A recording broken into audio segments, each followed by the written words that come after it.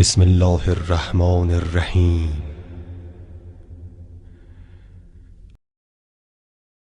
مسلمان کے لیے ضروری ہے کہ وہ اسلام کے بنیادی قوانین پر یقین رکھے۔ اسلام کے بنیادی اصولوں پر کسی کی تقلید نہیں کی جا سکتی اور اسے اپنی عقل سے سمجھنا ہوتا ہے۔ مثال کے طور پر آپ کو اپنی عقل اور ثبوتوں کے ذریعے خدا پر یقین کرنا ضروری ہے، نہ کہ اس وجہ سے کہ کسی نے کہا۔ البتہ فروع دین یعنی اسلام کی شاخوں کے لیے جیسے نماز، روزہ، حج وغیرہ کے لیے امام علیہ السلام کی غیبت میں مسائل و احکام انجام دینے کے لیے کئی طریقے ہیں، اور یہ طریقے جاننے کے لیے نمبر 1، یا تو شخص خود ایک مجتہد فقیہ ہو کہ جو صحیح دینی ذرائع سے اسلامی قوانین اور اصولوں پر ثبوتوں کے پیش نظر اپنی رائے قائم کر سکے، اور اس کے لیے حوزہ علمیہ میں طویل مدت تک مطالعے کی ضرورت ہوتی ہے۔ قرآن کریم میں سورہ توبہ آیت 122 میں ارشاد باری تعالیٰ ہے، اور یہ تو ہو ہی نہیں سکتا کہ سب کے سب مومنین نکل کھڑے ہوں، پھر کیوں نہ ہر گروہ میں سے ایک جماعت نکلے تاکہ وہ دین کی سمجھ پیدا کریں، اور جب اپنی قوم کی طرف واپس آئیں تو انہیں تنبیہ کریں تاکہ وہ ہلاکت خیز باتوں سے بچے رہیں۔ نمبر 2، احتیاط، یعنی ایسا طریقہ کار اپنائے جس کو احتیاط کہا جاتا ہے، اور ہم اسے مستقبل کے اسباق میں تفصیل سے بیان کریں گے۔ اور تیسرا یہ کہ اگر طویل مطالعہ مجتہد بننے کے لیے ممکن نہ ہو تو چاہیے کہ کسی کی پیروی کریں، یعنی ایک مجتہد کی تقلید، جیسا کہ مجتہد بیان کرے اس طرح عمل انجام دے۔ قرآن کریم سورہ نحل آیت 43 میں ارشاد باری تعالیٰ ہے، پس اگر تم نہیں جانتے تو اہل علم سے دریافت کر لو۔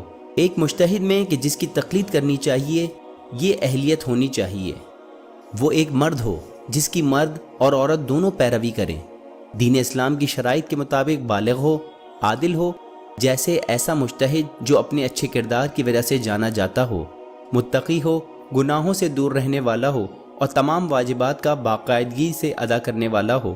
اسے زندہ ہونا چاہیے، کچھ خاص مواقع کے علاوہ کہ جس کو بعد میں بیان کیا جائے گا۔ شیعہ اثناعشری ہو، قوی حافظے کا مالک ہو، اور حلال زادہ ہو، اور وہ سب لوگوں سے زیادہ عالم اور سب سے زیادہ قابل ہو جو کہ اللہ تعالیٰ کے قوانین کو صحیح سے سمجھ سکے۔ ہم یہ کیسے معلوم کریں کہ کون سا مجتہد سب سے زیادہ عالم ہے؟ نمبر 1، ہمیں خود یقین ہو کہ یہ شخص مجتہد ہے اور اس کے پاس بے بہا علم ہے، لیکن اس چیز کے لیے ہمارے پاس بھی اتنا دین کا علم ہونا چاہیے کہ کسی کے بارے میں رائے قائم کر سکیں۔ نمبر 2، ایک اور طریقہ یہ ہے کہ 2 دوسرے علماء اس کی تصدیق کریں کہ یہ مجتہد سب سے زیادہ علم رکھتا ہے۔ کبھی کبھار یہ فیصلہ کرنا مشکل ہو جاتا ہے کہ کون سا مجتہد سب سے زیادہ علم رکھنے والا ہے، اس لیے آج کل مختلف مجتہدین کی پیروی کرنے والے افراد ملتے ہیں۔ کسی مرجع یا مجتہد کے فتاوی کو کیسے حاصل کیا جائے؟ نمبر 1، آپ نے فتویٰ خود مجتہد سے اپنے کانوں سے سنا ہو۔ نمبر 2، آپ نے کسی 2 ایسے افراد سے معلوم کیا ہو جو عادل ہوں، کچھ کے مطابق صرف ایک فرد بھی کافی ہے۔ نمبر 3، آپ نے کسی ایسے مصدقہ عالم سے سنا ہو جس پر آپ کو یقین ہو۔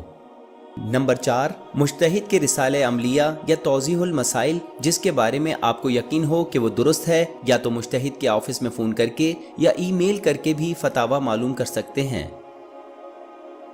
کبھی کبھار مرجع کسی نتیجے پر نہیں پہنچتا، اس لیے احتیاط واجب کی بنا پر عمل کرنے کا فتویٰ ہوتا ہے۔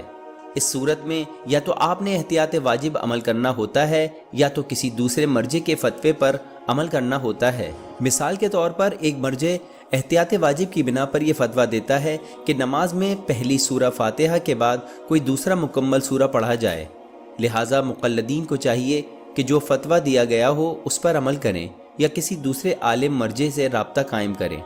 ہم تمام لوگوں کو ان قوانین کے بارے میں جاننا بہت ضروری ہے تاکہ غیر قانونی اور غیر اسلامی نظام کے کاموں سے بچا جائے، جیسا کہ نماز کے قوانین، طہارت کے قوانین، حج کے قوانین، شادی کے قوانین اور کاروبار کے قوانین وغیرہ وغیرہ۔